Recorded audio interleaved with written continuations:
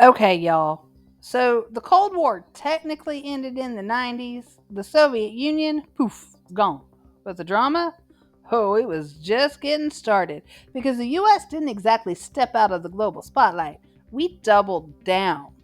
From the Persian Gulf to Kosovo to Kabul, the US was showing up, showing out, and shaking things up.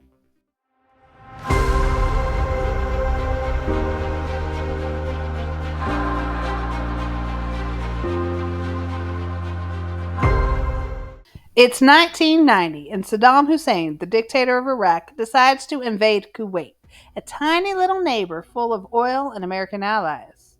President George A.W. Bush is like, absolutely not. So, boom, Operation Desert Storm. The U.S. rolls in with a big ol' military flex. The Gulf War ends fast, but here's the kicker: we don't remove Saddam. We leave him in power, and we station troops in Saudi Arabia. That's going to matter later. But wait, did you know the US used to support Saddam? Yep.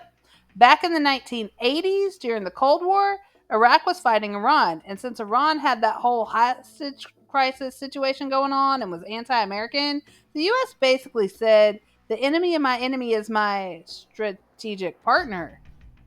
Weapons, intel, support. We help Saddam, Cold War style. And then when he quit playing by our rules, we ended the game. Now, while all that's happening, let's talk Yugoslavia.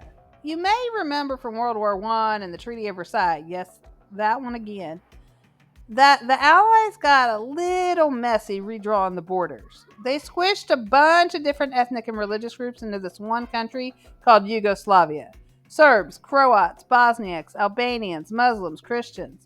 It was like putting all your exes at the same dinner table and pretending it'd be chill.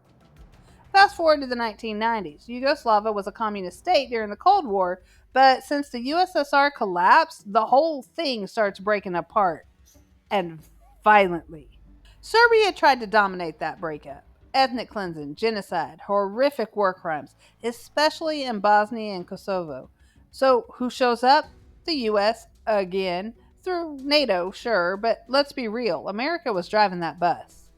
Even when we had allies, it was the US leading the charge, militarily, politically, and financially, and a lot of times we didn't even wait for backup. We acted unilaterally, meaning alone, without waiting for a global permission slip. Peacekeeping? Sure, but also Cold War habits.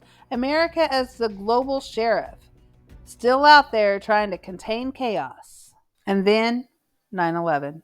Four planes, thousands dead. The World Trade Center reduced to rubble. The Pentagon hit, and a fourth plane brought down by heroic passengers in Pennsylvania. The mastermind, Osama bin Laden, leader of Al Qaeda. And the wildest part, Al Qaeda grew out of the fighters we originally helped in the 1980s to resist the Soviets in Afghanistan. Yep, Cold War fingerprints everywhere. After 9/11, the US government snapped into action. President George W. Bush launched the War on Terror, and y'all, it was huge. The Department of Homeland Security was born. That's 22 agencies merged into one mega security squad. The TSA, airport security as we know it, all of that started here. The first stop was Afghanistan. The Taliban, who ruled there, were harboring bin Laden. So in went U.S. troops, boots on the ground, airstrikes, the whole thing. But then, 2003, the U.S. decides to invade Iraq. Why?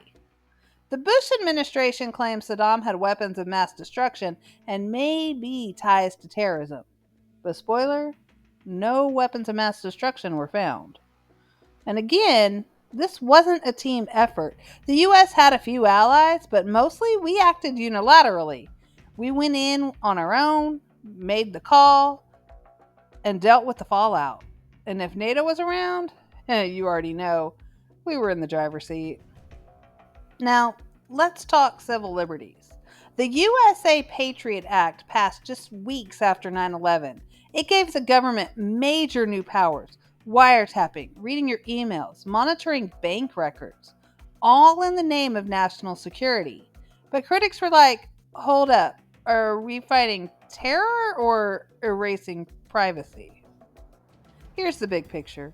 The Cold War never actually left. U.S. support for Israel, still a major source of tension in the Middle East. Radical groups like Al Qaeda use it as a rallying cry.